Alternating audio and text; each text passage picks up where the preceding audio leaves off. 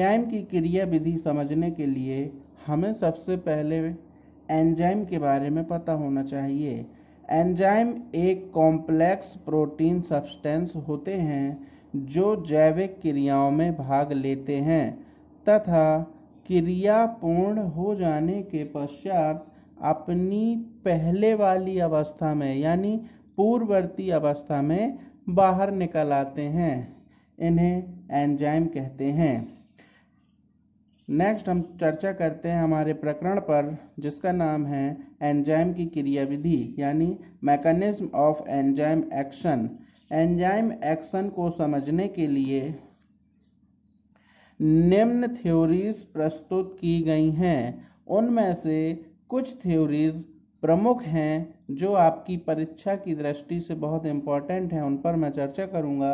उनमें से पहली थ्योरी है लॉक एंड की थ्योरी और दूसरी थ्योरी है इंड्यूस्ड फिट थ्योरी। सबसे पहले हम बात करेंगे लॉक एंड की थ्योरी पर। लॉक एंड की थ्योरी एमिल फिशर नामक वैज्ञानिक ने प्रस्तुत की थी। इसमें उन्होंने बताया था कि एक सबस्ट्रेट होता है, दूसरा एंजाइम होता है।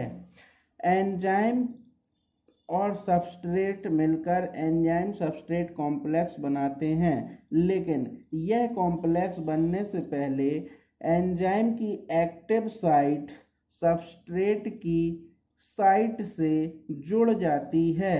एंजाइम विशेष एक्टिव साइट की सहायता से ही सबस्ट्रेट के साथ जुड़ता है और इन दोनों के मिलने से जो भी सब कॉम्प्लेक्स बनता है उसे एंजाइम सबस्ट्रेट कॉम्प्लेक्स कहते हैं या उसे ES कॉम्प्लेक्स कहते हैं। यह एंजाइम सबस्ट्रेट को प्रोडक्ट में परिवर्तित कर देता है। यह एंजाइम सबस्ट्रेट को प्रोडक्ट्स में परिवर्तित कर देता है और स्वयं अपनी पूर्ववर्ती अवस्था में बाहर निकल आता है। इस संपूर्ण थ्योरी को एमिल फिशर ने लॉक एंड की थ्योरी नाम दिया। उन्होंने यह बताया था कि इसमें जो सबस्ट्रेट होता है वो लॉक की तरह और जो एंजाइम होता है वो की तरह कार्य करता है। दूसरी थ्योरी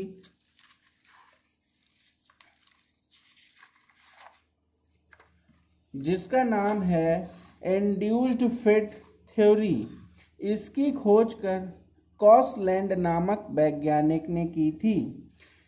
इसमें और जो आपने प्रथम थ्योरी पढ़ी लॉक एंड की हाइपोथेसिस में ज़्यादा अंतर नहीं है।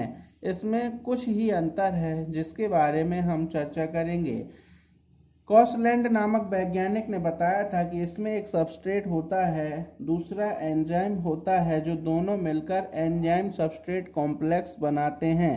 अंतर सिर्फ इतना है कि इसमें एंजाइम की एक्टिव साइट सबस्ट्रेट की साइट के अनुसार पहले से निर्धारित नहीं होती है। सबस्ट्रेट की साइट के अनुसार एंजाइम पहले अपनी अवस्था में परिवर्तन करता है, उसके बाद सबस्ट्रेट के साथ जुड़कर एंजाइम सबस्ट्रेट कॉम्प्लेक्स बनाता है। फिर यह एंजाइम सबस्ट्रेट को प्रोडक्ट में बदल देता है तथा स्वयं अपनी पूर्ववर्ती अवस्था में बाहर निकल आता है। इस पूरी थ्योरी को इंड्यूस फिट थ्योरी के नाम से जाना जाता है। एंजाइम की मैकेनिज्म के लिए यही प्रमुख दो थ्योरीज प्रस्तुत की गई हैं। आज के वीडियो में ऑनलाइन स्टडी में सिर्फ इतना ही। धन्यवाद।